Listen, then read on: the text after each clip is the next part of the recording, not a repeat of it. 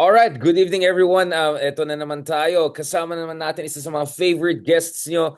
Kahit yung mga ni-recycle ko from 2 weeks ago, it still does well. So of course, kasama natin today si Justice Scarpio. Nag-tweeting tayo, Justice. Just when I thought I'm gonna wear black, sabi ko siguro mag-black din si Justice Scarpio. Kamusta po? Well, okay, I'm okay. A lot of things to talk about. I know. I was about to just sarcastically say, long time no see, Justice. It's like, 3 days to be precise. Obviously, pag-usapan natin the big event we had the other day with the Patriots, with you, a lot of people, locals sa West Philippine Sea. Why maps matter? Why should we have yung mga kabataan natin dapat ma-expose talaga dun sa katotohanan ukol sa ating kasaysayan, especially dun sa ating mga territory at saka sovereign rights dyan sa West Philippine Sea. Pag-usapan din natin, congratulations, Justice. Looks like there was another victory at the Supreme Court for you. Your former workplace. Yeah, well, we got a TRO, but it applies only to uh, funds that have not been transferred yet. Yung nalipat na, we have to find a way how to stop it, how to get it returned to PhilHealth. Medyo may lusot-lusot dito. That's gonna be quite a interesting plumbing Hmm. effort. But before that, pag-usapan natin, of course, the hearing of the century. I think that's the best way to put it. Okay. Now, obviously, with all due respect, great people, amazing people. Eto na. Justice, first of all, were you surprised that your kababayan from Davao dropped by this hearing? I mean, was he ready for scrutiny or was he ready for its showtime? What's going on there? Well, I really thought he would not appear, uh, but probably thought that he had friends there. There was Bato and Go, and I don't know who else. No, uh, but it was very risky for him because he came out with admissions. Uh, but it happened, and I think they should have let him talk and talk and talk until uh, he he stopped. No, because he still wanted to talk. I was saying, wow, he should be allowed to talk some more. Yeah. I mean, actually, Justice, we'll go to the nitty-gritties of the self-incriminating part because the reason why it's very controversial is because not only the usual factotums, I'm sorry, allies, oh, I'm sorry, allies. Just to be clear, I didn't say alalay, allies. Not only the usual allies were doing their job, but I'm not sure the chair of the hearing was really, what I'm saying, not to mention Jingoy and his intervention and the way they were talking to Digong, a very referential Mr. President, and you could see Duterte was feeling so many people felt that it was not a real hearing. It was more like WWE than UFC. I mean, sorry for the references. It was too scripted, or at least they were too kind to him. But more importantly, the argument is baka ginamit niya ito as a platform to reach out to the Philippine National Police, to rally his base. May mga times na parang nagsasalita siya, presidente pa rin siya. I saw a lot of trolls tagging me since yesterday. Akala ko, sabi ni Darian, laos na kami. Tingnan mo si Tatay Digong, rockstar. Nagdala pa ng sariling cheering squad. Hey, um, what about that part of it, Justice? Don't you think it was a little bit too far from what we expect from a Senate? The minimum, bare minimum. Well, for some people, they were, of course, concerned that the former president was given a platform and he was dominating the discussion. But while I was watching it, I said, "Wow, he's making a lot of admissions." He was owning up to the crime. He admitted he had a death squad, and he admitted that this death squad killed people, although they were made up of uh, gangsters and also rich people. Well, I don't know how gangsters and rich people can mix, no? Well, I mean, that's Gotham City 101. Before I go again to the nitty-gritties and the legal implications in terms of, what could DOJ take notice of, the ICC could take notice of. Um, I want to go back to this because my reading was actually we predicted this last week. We had the RRM episode again in that studio that we invited you. Sabi ko, actually, it's a good thing na dadalaw si Digong if andun yung mga alalays niya because he will feel so comfortable that he's gonna really spill all the beans and bananas and durians, no? And naalala ko the last time Bato played a prominent role in any Senate hearing, ayan, nadulas si ano, 'di ba? Si what's his name? Jonathan Morales. Yung naggulo na, inaway na. Basta ako, hindi katulad ng butiin na senador, hindi ako convicted. You know, like, nadala pa niya yung baon niya, alam niya mga ano. So, given that circus situation, I felt that would be perfect because Digong will feel so in charge and then he'll bring out the worst in him. Is that how you see it, Justice? Yes, I think looking back, he should not have appeared because he admitted that he had a death squad. He admitted that he ordered the death squad to kill people, to kill criminals. So he admitted to the extrajudicial killing because these are extrajudicial killings. It's not not within the legal system, no. So that's the whole point. I mean, he just made it easy for the ICC. Exactly. And just to be clear, Senator Riza Ontiveros, the last man, the only man, last man standing was a woman, obviously, as always, unfortunately. In that situation, she gave him a chance, right, to clarify. Sabi niya, what do you mean by, clarify ko lang po, what do you mean by encourage the criminals? Na essentially lumaban para mangyari itong non-laban situation. And Digong said, yeah, that's correct. Like, and then sabi Riza, no, that's incorrect. And then sabi niya, no, ako alam ko yung ginagawa ko. Prosecutor ako, presidente ako, abogado ako. Well, ikaw, Justice, you were a Supreme Court Associate Justice, and I would say legit. I'm sure hindi ka pasang-awa sa law school, so I respect your legal opinion more than that guy.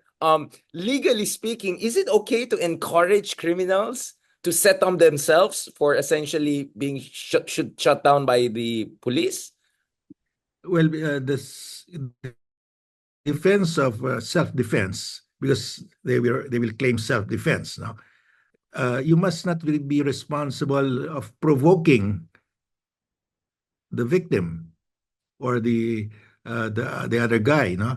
So if they provoke it, so that is not a complete defense because you provoke. There must be no provocation from you. And That's why would, yeah, why so would he there's do something that? inherently wrong with that defense that, okay, provoke mo, encourage them, Encourage them to get themselves killed, essentially, right? or give them a gun to use a gun against you. Di ba, ang sabi pa niya, para matapos na, para wala ng essentially ganun, di ba? Para matapos na, para wala ng complications, essentially wala ng due process. That's what he's saying, right? I mean, Yeah. it's essentially due process is a headache. I-shortcut na natin yan. And pumapalakpak pa yung mga tao. Diyan sa Senate, ibang klase talaga, nagdala talaga ng... Well, the cheering squad yun, dala yun eh. Hakot yun eh. Like, pati Senate, ginawang hakot talaga. I mean, parang barangay level talaga. Now, Justice, going back to this, what about the other aspects of Duterte's intervention? How are they incriminating in terms of contravention of due process? I like, for instance, yung idea ng presumption of regularity. You keep on hearing that from the Duterte people to kind of twist it to make it look na there was not something significantly wrong going on. Can you explain how is the presumption of regularity applicable here or actually not applicable? Well, the presumption of regularity, you cannot, if, for example, you encourage the guy to attack you, there's no presumption of regularity there because you induced him to attack you. That's not regular. So there are a lot of contradictory statements that he made. No, he claims if you claim presumption of regularity, then you cannot say that we induced him to attack us. That's not regular anymore. Right. Well, there's nothing regular really about Digong, right? To be honest, but I Yeah, mean, I'm there's just nothing regular in creating a death squad. I mean, the mere creation of a death squad is against the law because we don't have a, even the courts cannot order convict someone and impose a death penalty. We don't have a death penalty anymore. exactly. And going back to this, I mean, I remember President Ramos back in the day said that I think this was 2017. He said, "Hindi mo naman kailangang patayin all the way. Yung even if assuming natin for the sake of argument, lumaban may baril to, you can disarm them naman by shooting them in their foot. Yeah, you don't go headshot kaagad, in short, right? I mean, Yeah. so many levels In other before you words, go to that. Yeah, yeah, if you can disable him by shooting him in the leg, you have to do that. You're not supposed to shoot to kill right away. It's a last resort. And what about the so-called reward system? Meron din siyang mga sinasabi si BBM, si Digong about the whole reward system. In fact, tinanong siya about si Garma, sabi niya gaga yan si Garma. I mean like, what is your take doon sa mga sinasabi ni ukol sa whole reward system structure that was established per Garma and other testimonies? Well, that was confirmed by the video of Senator Go. He was Right, confirming it was a reward system, and right. he announced it.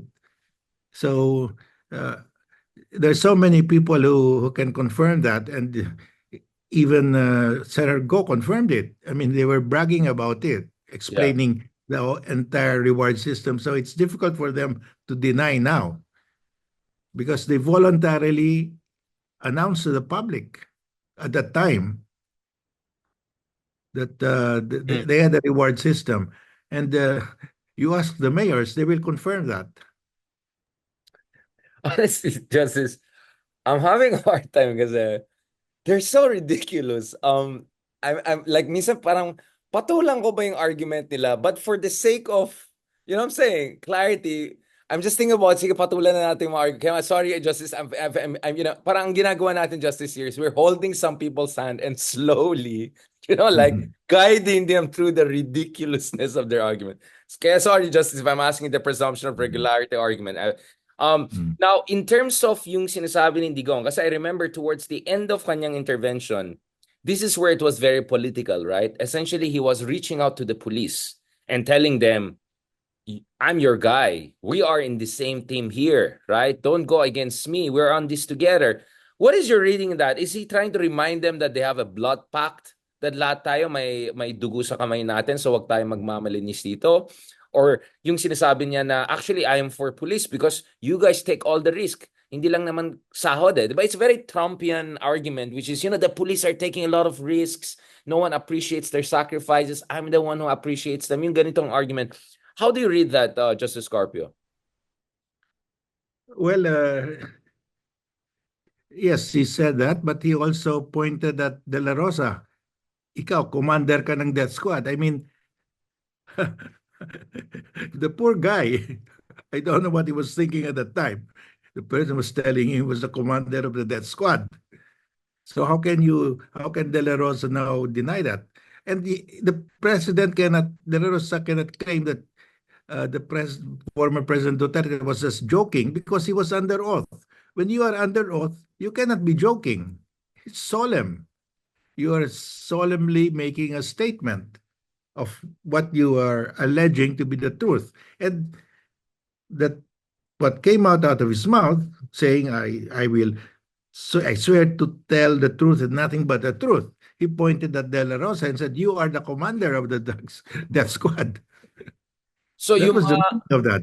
so Justice, hindi pwede yung mga palusot nila. No, hindi, nagbibiro lang si Digong, symbolic lang yan. It's a Davao thing. Yung mga all of yung mga Wala, hindi. El Because Moreche. he swore to tell the truth. It's a solemn proceeding. But He he also cannot just change his tune now.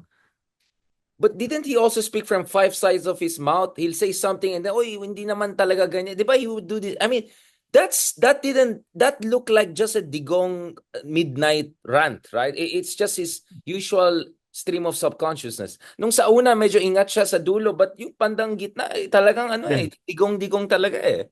Yeah, when he felt confident, he just kept on talking. And I was saying they should just allow him to talk until he falls asleep. Mukhang madaldal siya that day. I think he slept the whole day and then went there. The way he went in, like parang, okay, I had a long sleep. Yeah, he didn't want to stand. He didn't want to leave. He wanted to continue the proceedings, and they had to pick him up. And you could also see he has no respect, no? I mean, he's like habang nagsasalita si Coco Pimentel, hindi, ayoko na umalis. Hindi, okay na yan, nandito pa ako. Tapos si Bato, oh, we have a majority decision to end this, hindi, magsasalita. Ginaganon lang siya, di ba? Like, you could see he has no respect for the institution, right? Yeah, but he didn't realize that he was really admitting his guilt. I mean, it was an extrajudicial confession made under oath, Yun nga, and yeah. it didn't deviate from what he said before. I Yun mean, nga, it really, yeah. he was saying this on camera to the before the press, before the world before. Now he's saying it before a legislative body that has sworn him to tell the truth. So it's very consistent that he really ordered people to be killed. So I have a death squad. What else? If you have a death squad, I mean, there's nothing laughable about that. You must be terribly serious to say that. Well, unless hakot kang crowd, you're gonna laugh at everything Tata is gonna say even if wala sa lugar. Just as going back to this, before I go to ICC, shouldn't this be a basis for DOJ already to launch something serious or CHR? I mean, what ombudsman, like, I mean, which state institution in a normal situation, in a functioning democracy, should make the next move? Because I think all of us saw the self-incriminating, statements there. I mean, what else are we waiting for, right? Yes, well, the DOJ should start the investigation, and they need not wait for somebody to file a complaint. But it doesn't mean that the ICC will back off because of any investigation by the DOJ, because there's a question of sincere investigation and authentic investigation. So they will have to watch how DOJ will proceed with the investigation. No? But don't you think this could also give an excuse for kasi parang strategy ni Marcos is kick the can down the road, right? And use the ICC as a Damocles sword, right? Like don't go for culmination, just keep on kicking down the road, keep on using it as a leverage, Damocles sword. How is this hearing with all the self-incriminating testimony, which is an evidence, right? Gonna play into that. My reading of the situation is that's BBM's game plan so far, isn't it? Looks like that's the game plan, but it's the President Duterte, former president, is digging a deeper hole by by his statements. Is signing his death warrant by just keeping on admitting that he had a death squad, no? And and you can point to the number of people who died because of this death squad. We all know at least 6,000 people per admission by the PNP, and the uh, the human rights lawyers are claiming upwards even beyond 20,000. No? So, Justice, what you're saying here is that there's enough testimonial evidence, thanks to Digong's essentially big mouth and lack of his incontinence, if I can put it, his inability to restrain himself. Dahil dyan, sa tingin nyo, may sapat na ebidensya na tutulong doon sa kaso ng ICC. At dapat medyo Yes, mapaya ng DOJ, dapat gumalaw-galaw na sila. Essentially, yun po yung argument nyo. yes. You have to factor in addition to the testimonies of Matubato, Las Cañas, and there's a third uh, star witness with the ICC. You add that with the confessions, extrajudicial confessions of Duterte, and you've got a very, very strong case. Yeah, so in that sense, Magpasalamat tayo kay Bato kasi he not only made sure Duterte self-incriminates, Duterte also incriminated him, right? So actually, Yeah. it was How can good. he, how This can was now good. he, yeah, how can he now say that Duterte was just joking? It was a serious proceeding. Rockstar daw si Digong. He's like, these people don't really understand how this works, right? Akala na sila pa rin nasa poder eh. Yeah, probably they thought they could just uh, they could retract what they say at any time. But you cannot retract this. This is videotaped. It's under oath. Uh, there are stenographers took the proceedings. So I don't know how they can get out of that. I mean, it's so crazy that I just had an interview with foreign news channels. Even they were shocked at how Duterte is so Onab Bashet in terms of self. I mean, like, what the heck is this guy doing? Like tapos, wait lang, Justice. Ano ba, nakita ko yung lawyer ni Alice ko doon. Lawyer din ba ni Digong si yun? Yung ano, yung puti yung buhok na parang pineapple na ganyan. Parang lawyer ni Alice ko yan, di ba? Well, I know I didn't notice him. And you didn't know, there's a lot to know. I'm sure you noticed Panelo. I think this was Yeah, he was there, but he was he was not stopping his client. He oh just allowed yeah. his to rumble and rumble. I think naghahanap siya ng content. For me, I think the biggest winner of that hearing was Panelo. Alam mo bakit, Justice? Because wala si manhunted ano. Wala si ano, yung kanyang karibal. I think ganun siya. Sino ngayon ang presidential spokesman, 'di ba? Yung parang feel na nasaan ka na, 'di ba? Yung minamanhunt ngayon, 'di ba? I think that was his moment, right? Well, I wouldn't want to be in his position because I lost count of how many times the former president made extrajudicial confessions. And this guy I didn't lost do his count. job at all. Yeah, I mean, the first thing you should do is to prevent your client from talking like that. Yeah, and to think they're both supposed to be lawyers, right?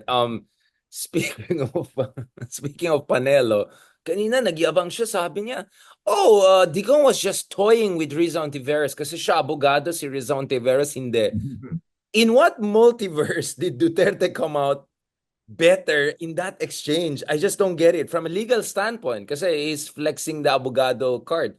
You as a former Supreme Court Associate Justice, what is your reading in that? Well, those are extrajudicial, we call that extrajudicial confessions, admissible in evidence. And, just an interview with media on camera or even without a camera, that's an extrajudicial confession. That's admissible. This one is under oath. I mean, so if it's under oath, they cannot say it was a joke because that's a solemn proceeding. So that took away their usual excuse that it was just a joke. They cannot say that anymore because he said, I swear to tell the truth and nothing but the truth. So that prevents him from claiming that I was just joking. Well, it's one thing to joke when you're the president and you control all the levers of power. It's another thing to joke when you're actually on the losing side of a political war, right? So this tells you Digong is probably not that smart, right? After all, I think people have been. I think he's overestimating his magic. I mean, it's one thing to bring hakot crowd and cheer on you, but a lot of people were like this guy is like digging his own grave, big time.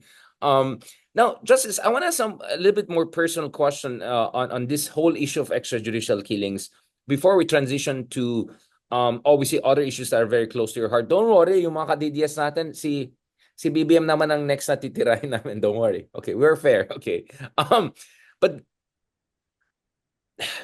Justice, obviously you and I, one of the reasons we got to know each other more throughout the years is because of our advocacy, yung ating adhikain sa West Philippine Sea, right? At regardless of what some clowns say, actually it was not an easy fight. We had to deal with Chinese trolls, pro-China trolls, all sorts of harassment. I don't know kung either of us is welcome back in China or Hong Kong anytime soon. Na-miss ko pa naman in Disneyland doon.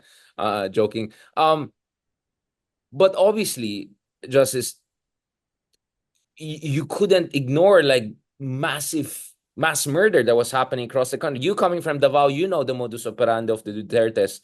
What is your read of that humanitarian catastrophe? And on a personal level, maybe one day you should, write your proper memoir on this. But on personal level, I know you had already a lot on your plate as a Supreme Court justice.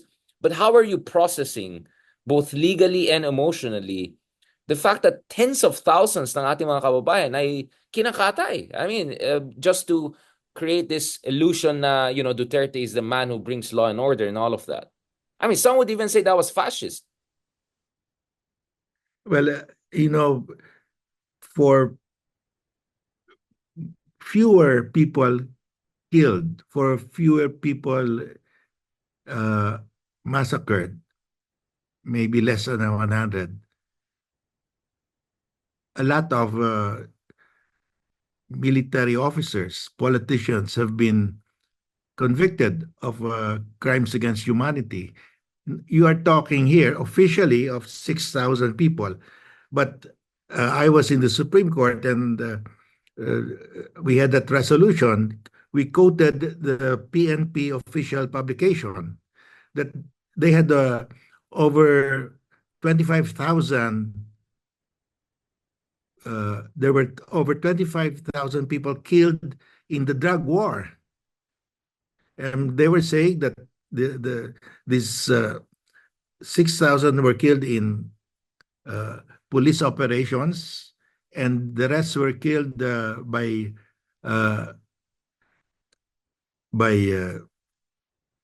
gang wars, crime syndicates involved in drug. I mean, these are all drug related.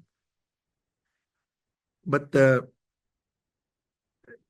I don't think they were killing each other, all these drug lords. So, but it was part of the police report that these are the casualties in the drug war. So, but they pulled that out. They put that in the website of the PNP, but they pulled that out when we quoted it in our resolution.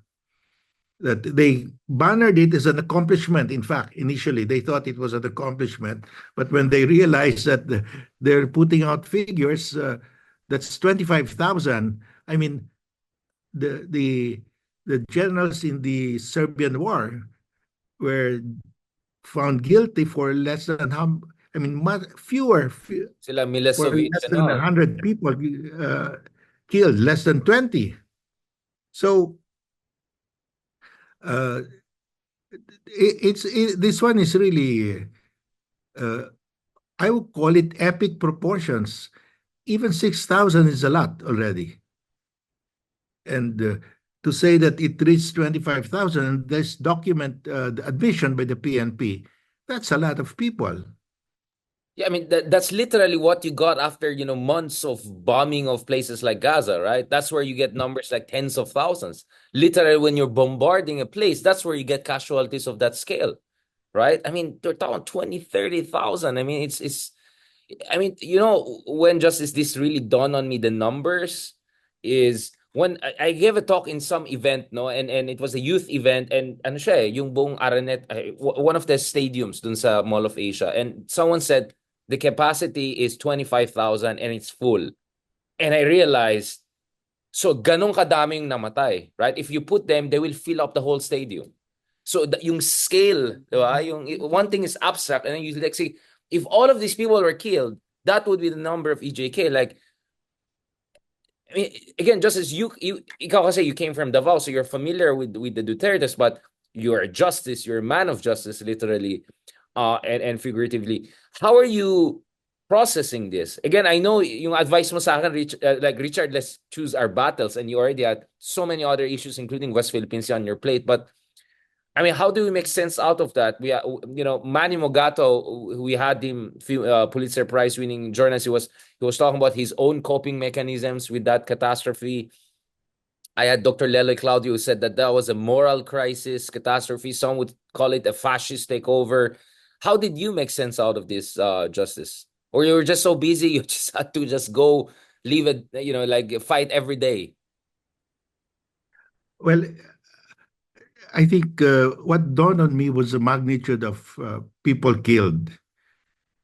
25,000 per official admission by the PNP, whether killed in operation or killed in the broader concept of a drug war, including gang wars involving drugs. That's too much.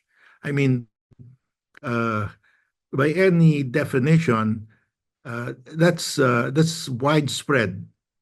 That's a crime against humanity. It's just too much. So I think it's something that we really have to face and to confront why it happened. Because if we don't confront that, it will happen again. And we should not be doing this to our own people. So uh, it's hard because our people have not really, uh, Come to I terms. think, realized the importance of this. I mean, this is a crime of epic proportions.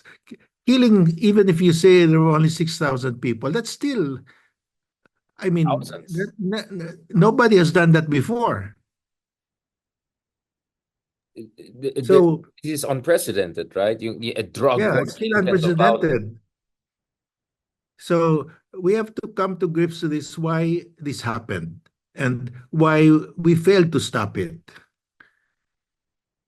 Yun nga, just is what makes it scary to me is because you can easily talk about dictators, Hitler, Stalin, Mao, whatever, Kim Il Sung, whatever, who oversaw deaths of thousands and tens, if not millions of people. What's really troubling here in our case is that we're talking about a democratically elected leader doing this, and a democratic elected leader who maintained an extremely high approval rating. So parang, what was that? Consensual ba yan? Or, I mean, how do you read it from a moral and a kind of a societal standpoint? Justice. I mean, Well, obviously, I nga, have a theory on that, why this would not happen in the 60s. But in the late 70s, early 80s, 90s, our, before, when you watch a movie, when you watch a television show, there's always a lesson that the good will prevail over evil. That is always the lesson in all of those movies. But now, uh, ABS-CBN, because of the ratings war, they just dropped that. And they just catered to the whims of the public just to get the ratings. And so the senses of the people have been dulled to all of uh, these uh, bloody, murderous movies, no, or telenovelas. I mean, it's like it's normal to kill people. so you're talking about how corporate media desensitized Yes. public to violence. Yeah, we have dumbed down our people. We have removed their Critical thinking. conscience. Yeah. We have made them accept that this is an ordinary thing. Killing people is ordinary. So when it happens in real life, they just shrug their shoulders, Ako, naalala and ko that's yung, why yeah, uh, I'm amazed that, or really horrified that it's accepted, and we have to recover our values. That this thing should not be allowed. hindi But lang tolerated, but it was even celebrated. I know people even off the record, they would tell me, tama lang yan, para magkaroon tayo ng ubusin na yan. I mean, there were some people on the record from some private schools, I won't say what school, they called these people cockroaches. I mean, that's like the language the Nazis would use against yeah, Slavic people or religious men. I mean, this is fascist stuff. So that's really what shocked me to my core. And to be honest, Justice, until now, hindi pa ako fully nag-recover kasi the last thing I want is lose faith in our people. I have faith in the Filipino people. Both of us have. That's why we're fighting for our country in our own ways. At the same time, we really have to come to terms with it. This was crazy stuff. Yeah, People we have cheering to on this. do a lot of re-educating, re-immersing ourselves with human values because life has no more value now. You know, just as interesting, we had David Nye, former journalist who also worked with ABS-CBN before he went abroad. Nag-work siya eventually sa Global Times, diba? So he's now spilling the beans about Chinese propaganda. But our conversation start, you know how I do the things, diba, Justice? I first go through the history before I go to the topic. So, ang dami niyang nilaglag. Sabi niya, galit na galit siya sa TV Patrol noon. Na not only itong binago yung lingwahe, pero naging sensationalist. And speaking of sensations, ako, pinakauna kong mga naalala sa TV Patrol is patay, patay, sanggol, patay, patay. Yung ganun, every day you hear patay, patay, patay. Like, that first, you're right, it desensitizes you. And second, it also creates this idea na parang ano na tayo, narco state na tayo, na parang grabe na. Well, so it was so easy for Duterte to come in and just say, tignan no, dami na mamatay. So kailangan yung katulad ko para matapos na to. Patay na natin lahat ng mga kriminal na yan, di ba? So I think this, you're right, this information media ecosystem, unfortunately, primed the public for someone like Digong. Yeah, we in our movies, in our television shows, we have removed the moral of the story. There's no more moral. I mean, evil can triumph, and it's accepted already. So we have abandoned that the inculcation of values. So the media, TV, radio, have abandoned their mission of inculcating values on our people, and this is the result. And you have the result. People will say, hindi bali na nagnanakaw yung government official basta may parte kami. So, and everybody's doing it now because you know that if you steal from the government, as long as you give it to the people, they will still vote for you. And that's the big problem. We have descended so low already. Yeah, our standards are very low. But I think we have discussed a lot about Team Kadiliman. Doon naman tayo sa kabilang team for now, Justice.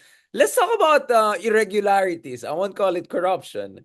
Para lang malaman ng tao we're fair, no? It's just at their levels. Mass murder for me is the worst evil that any president can do. Kaya for me, worst president pa rin si ano. But doesn't mean we're gonna forget also about irregularities. Now, Justice, there seems to be a little victory, at least kanina, and that little victory is the Supreme Court has finally issued this TRO. Can you tell us a little bit about what happened here and what are the implications and what should be the next move by those who want Well, accountability? Richard, they had a plan, the government of Marcos Jr. to transfer 89.9 billion, about 90 billion of trust funds of PhilHealth, to transfer it to the National Treasury. The National Treasury will give it to other agencies. We were able to stop the transfer of 30 billion only. So the 60 billion was approved earlier before the TRO, and that's not covered by the TRO. So what we're trying to do is to appeal to the president that to just freeze the use of these funds, because the Supreme Court could later on, I believe the Supreme Court will declare it unconstitutional. And it would be unfair that the funds, the bulk of the funds would have been spent and it could not be returned anymore, because even if the law says that the government official responsible for the release for that unconstitutional act will be personally liable, you cannot recover 90 billion or 60 billion from Secretary Guilt of na siya eh. Finance. Yeah. He will not be able to return that money. So because therefore the damage is irreparable. It cannot be repaired. It cannot be.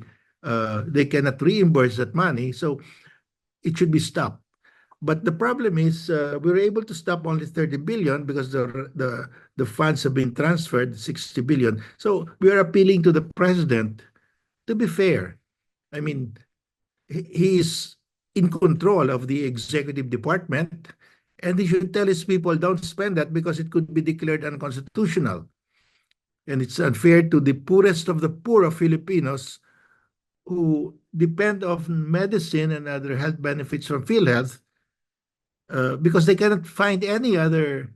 There's no other source of life-saving medicine for them. It's only PhilHealth. So we're appealing to the president to just stop the use of these funds. So So, that's the mm. situation basically, because I think with the Supreme Court saying that we issuing the TRO, you issue a TRO if there is a clear legal right in favor of the petitioner. We are the petitioner. So in fact, the Supreme Court is saying there's a clear legal right. And second, the second requirement is the damage cannot be repaired. So you have to issue the TRO. And in this case, the damage cannot be repaired because nobody can return 60 billion pesos. well, I mean, let me disagree with you, Justice, on that. Last time, baka namang pera dyan sa Batangas. Just kidding. Parang buong pamilya lahat natin. No, I'm just kidding. Okay. Baka naman, maano tayo dyan. But, ano, wala lang yan. How much lang yan? No, no, just kidding. Justice, so what you're saying here is, etong decision ng Supreme Court, Korte Suprema, is enough signal for BBM to just do executive corrective move here and wag na hintayin mapunta pa ito all the way until next year. Is that what you're saying? Na Yes. CR just tells But you something is wrong, so you should do it. The rest you should do it yourself. yeah, the argument that they need the money, there's a solution for that.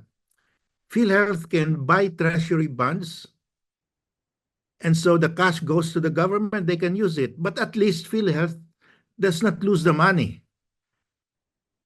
The money is still there when the money is needed by the poorest of the poor of Filipinos. But if you allow this to be just taken out and without no chance of being returned, that's terrible because that's the money of the poor, the poorest of the poor.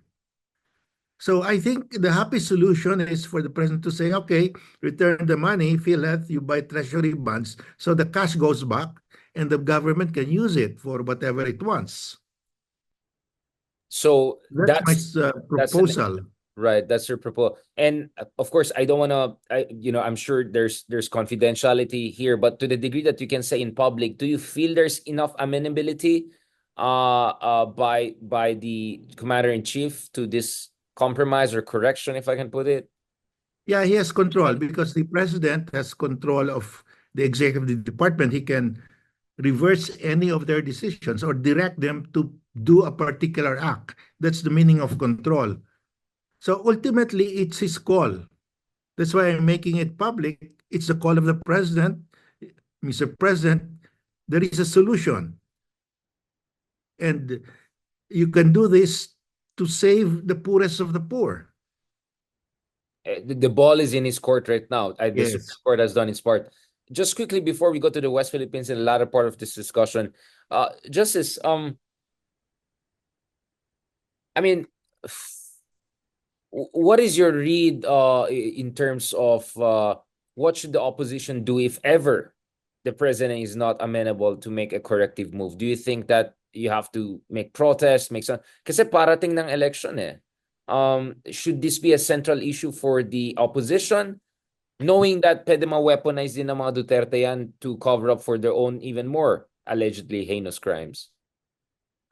Yes, the opposition will use this issue, the PhilHealth funds, because this resonates with the poor, with the masa, because you're taking away money that will ayuda ito for them So you're taking it away from them, and it's very easy to say it's the administration who's responsible for this. They took away your medical ayuda. Yung mga gamot ninyo, kinuha nila. That's a very powerful argument against the administration. And I'm sure they will use it. They're starting to use it already. To stop that from being used, the president can just order the return, and then PhilHealth can just buy treasury bonds. So the money goes back to the government, but at least it was not stolen from PhilHealth. Yun nga eh. Just last point before we transition to West Philippine Sea. Again, I don't know to what degree you can say this publicly. What do you feel about the role of with all due respect, to the Supreme Court? Because hindi ako nagsasabi yan, but a lot of people have been raising concerns about to what degree is the Supreme Court truly independent and has acted as a check and balance on the excesses of the executive, and especially after what happened to former Chief Justice Sereno. Many people have been talking about brazen politicization within the highest court of the land. Again, I understand this is sensitive for you because you spent some of those years inside when a lot of these trend lines were really reaching their apogee. But do you think that the Supreme Court is on the right direction now, especially since Duterte left? But doesn't that also say that they can only do their job best when there's no authoritarian leader? Therefore, they're not really that effective. You get what I'm saying? I know it's a tough. I just want to get your point of view on this. The role of the Supreme Court as an institutional check and balance. Because we keep on talking about hearing, Senate, Congress, Quadcom. Saan yung Supreme Court, diba? What is your take on that, Justice? Well, as you know, Richard, a lot of people are getting disillusioned already because of corruption, because of political dynasties. Basically, those two. The third one is they call it the cheating in elections. Basically, those are the three issues raised by ANIM. You know ANIM, no? So, and the undercurrent here is uh, because we're hopeless already, we cannot stop the corruption. They're advocating for RevGov, revolutionary government. I mean, uh, they are laying to the public, okay, there's corruption. For every peso of government fund, maybe only 30 centavos are used. The rest are stolen. So this keeps on sinking into the consciousness of the people, and they become receptive to RevGov, revolutionary government. Essentially So overthrowing the democratic order, yeah, constitutional democratic order. so I've always been for the rule of law, and I said that can be corrected. We will file this case with the with the Supreme Court, questioning the transfer of funds, questioning the confidential funds, questioning the failure of Congress to file to enact an anti-dynasty bill law, anti-political dynasty law. So the onus now is on the Supreme Court, really. The way I look at it, in the overall scheme of things, we're reaching a boiling point where we have to tell the people, don't think of RevGov because we can still use the rule of law to correct this cancerous growth in our society. So that's why I've been filing these cases to show that there is a way out. We don't have to resort to a revolutionary government because we can correct it by reasoning it, by bringing it to the court, because the court is the court of last resort. If there's an anomaly in the executive and in the legislative, we go to the court. And that's why we brought this issue on PhilHealth, because it really touches on the raw nerve of the poorest of the poor, and they could easily be swayed that it's hopeless to to to expect justice and fairness in this system of government. So My point is, no, it's not. We can still work within the system, and that's why we brought this case. So that is my the motive behind what I'm doing. I'm trying to preserve the rule of law to prevent a collapse. Because if there's a collapse, we don't know what will happen. I mean, that's very important. That's the whole reason why Rizal had to write El Filibusterismo, di ba? And essentially the Simon way of doing things, which is burn it down and let's burn down the whole house. It's not gonna end well for anyone, right? Yes, and we will be set back again because any political political disturbance, upheaval here will set us back economically. We will be far behind again. And others will exploit it. China will take even more chunks of West Philippines the more Yeah, unstable and weak we are internally. So I think people yeah. have to If we understand. are not united, our enemies, foreign enemies, will take advantage of that. So uh, I think the focus now, the onus is on the Supreme Court to look at this in a broader scheme, because people are getting disillusioned. I can feel it. You Absolutely. can I mean, feel it, I'm sure. Duterte's victory, right? ERAP's victory, Duterte's victory, even BBM's victory, all of these are protest votes. These are protest votes. I mean, people have just lost faith in reform and rule of law and all of that. So if Ibarra was wrong, per Rizal, and Simon is even more wrong, how can we really push for transformative change, justice, in ways that liberal reformists were not able to do? Kasi I think both of us can agree, ang dami rin ng kakulangan ni Ramos, ni Pinoy, despite their best intentions. How do we do it better this time? Dapat ba mas palaban tayo? Should we be even more aggressive and unforgiving to masyado ba tayong soft on people who are na binabastos yung ating sistema? What should we do? More mobilization? Well, we have to get back our values because we have lost a lot of our values, and appeal to uh, remaining uh, the remaining bastion in government that can correct this uh, these aberrations. No, so that's why. Well, we won a little victory there in the TRO, but that will be nothing if the entire funds, if the rest of the funds will be lost. No, so we need this victory to show to the people you don't have to ask for a rev gov because it can be done if we follow the rule of law. I'm always for that. We can solve this to the rule of law, but it's difficult to to to work on this. But we don't have a choice because the alternative really is uh, rev gov where there are no rules.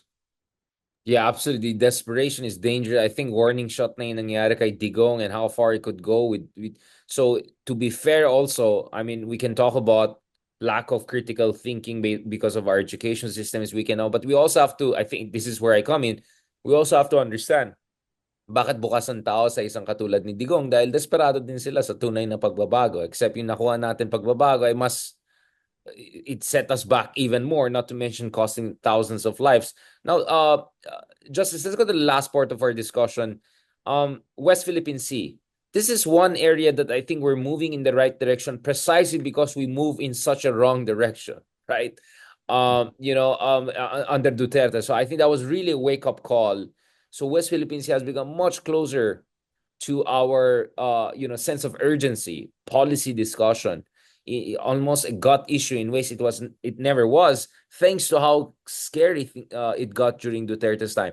And one person that obviously played a very important role in mainstreaming the West Philippine Sea issue and making it sure na ito ay relatable sa bawat Pilipino at the most fundamental level of consciousness and nationalism, it's you, Justice. And one of the means that you deployed are maps. Dahil napaka-visual ang Pinoy, di ba? Hindi visual sa libro, pero visual sa maps.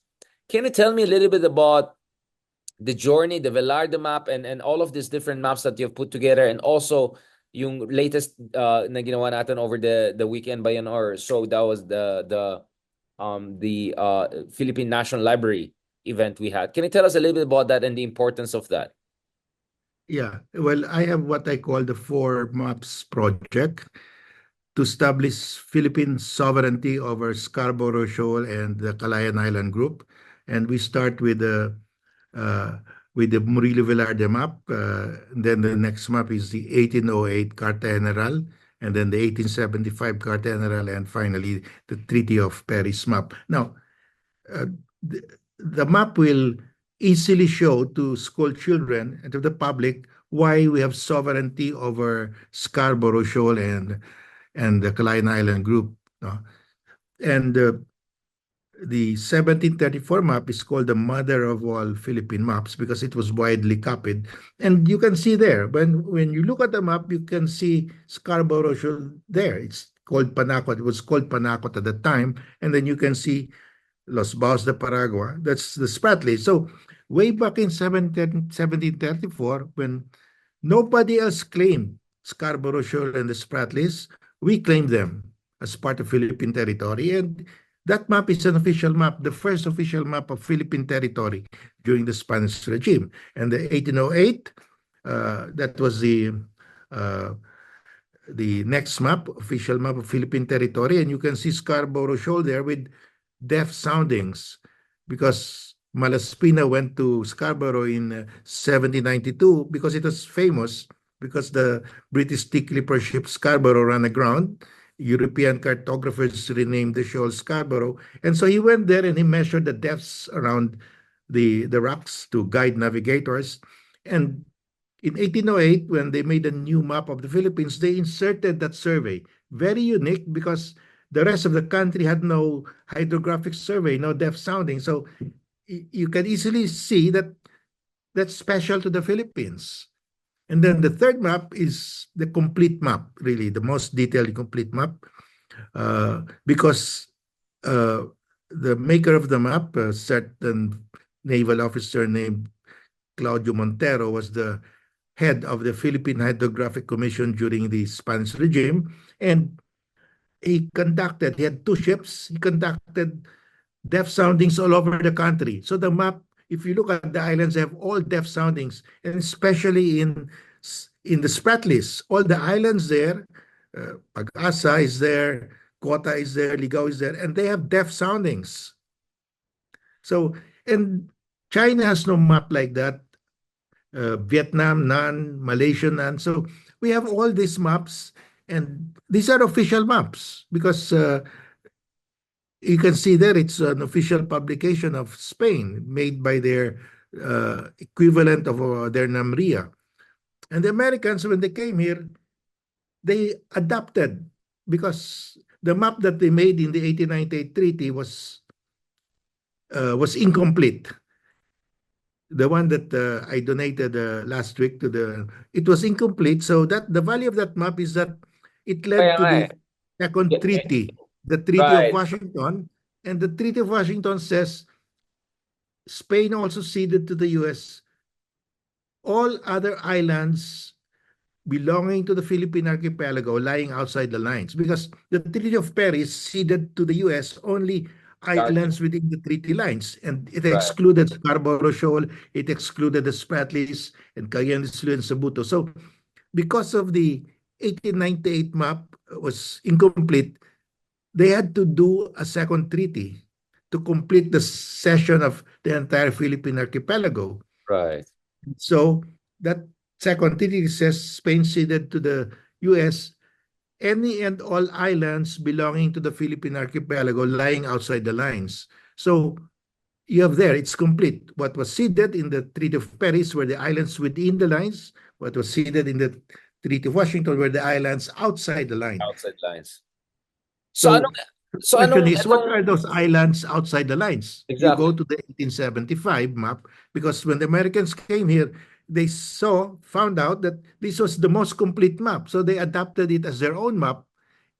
And in fact, in the arbitration in Islas Palmas between the US and Netherlands over that small island in Mindanao, the Americans said this 1875 map is an official map of Philippine territory during the Spanish regime and during the American regime. So there you are. That is The problem is we don't have an original print of that map. We only have an image copy, a digital image copy, which I downloaded. But we will look for an original print of that map. Saan kayo? May bumili ng private, Yeah, in the investor? auction houses, I saw two that were sold already. I was too late, but maybe now and then a collector would offer it for sale. So we will just have to wait. Yeah. At obviously hindi siya mura. So yeah, more power to you, Justice, and the rest raising the money for that. Last point on this. Actually, I was a bit disappointed, Justice, with our event at the National Library dahil hindi mo binanatan si the man, our ancient legal luminaries, right? Mendoza and Enrile. Bakit? Mabait ka masyado nung araw na yan, Justice? Was it because may bagyo and all? Well, well, I want them to retract. So the message there was, let's have a common narrative because we cannot beat China if we're divided. And we have proof here that your statements in the past were wrong. So just correct it for the sake of the Filipino nation. So you have to be kind to them, and hopefully they will agree with what you want. Kaya pala walang question and answer. Sana ipupush sana kita pang content eh. Actually, I live streamed part of your discussion and there was a lot of response. Sabi ko, dami palang gising sa umaga no, sa atin from all around the world. Mabuhay ka, Justice. Thank you so much for what you're doing. So, that means nang yung ating mga kabataan, pwede na nila makita itong mga mapa na ito dyan sa National Library at saka yung mga ibang mahalagang lugar. Yes, according to the director of the National Library, they will open it this November, the permanent gallery where they can see the 1734 Murillo Velarde map and the 1898 Treaty of Paris map. Right. On that optimistic, well, slightly more optimistic note, kasi medyo na-depress na tayo dun sa earlier parts of discussion. Kasi parang you imagine, grabe yung challenge talaga sa atin for good governance and all that. But I would say one of the bright spots is at least pagdating sa West Philippines, nagkakaroon tayo ng public consciousness, at least nagkakaroon tayo ng political consensus. Diba? Just remember how far we have come since 2016, Yes, 2018. yeah, we imagine that we were fighting our own president.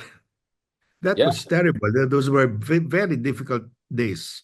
I mean, he was fighting the governor of China. I'm sorry, fighting the president of the Philippines back then was really, really something, right? So The president of the Philippines was the one defending China's invasion of the Philippines. kaya minsan I wonder, Justice, maybe abogado si Digong pero hindi sa Philippines. Abogado siya ng Chinese Constitution. Kasi parang galing-galing niya mag-defend ng China pero ang sablay niya mag-defend ng sarili niyang bansa or ating saligang batas, di ba? I wonder where he got his like legal theories and ideas. On that note, thank you so much, Justice. Is there a particular thing you want people to check out? So aside from the National Library, where can they find the other maps? The Velarde map, AIM ba yun? Saan ba yung mga ibang maps? The Velarde map is also in the National Library. National So Library, yeah. two maps there. We're trying to look for an original print of the 1875 map. Mabuhay ka, Justice. Alam mo naman, I love this talking to you forever, but pneumonia na si Ronald sa kakadaldal niya. So I'm I'm suddenly now conscious not to overtire our special privileged guest. Lalo ikaw, mas special ka pa kay Ronald para sa akin. So thank you so much, Justice. Please get good rest. Take care of yourself. Mahaba-habang usapan ito. Elections is coming. So looking forward to meeting you in person again and continue these great conversations, including with the maps. Salamat po. Thank God bless, you, Justice. Richard. Thank As you, always. and thank you to our viewers. God bless po. Thank you so much. Mabuhay po kayo.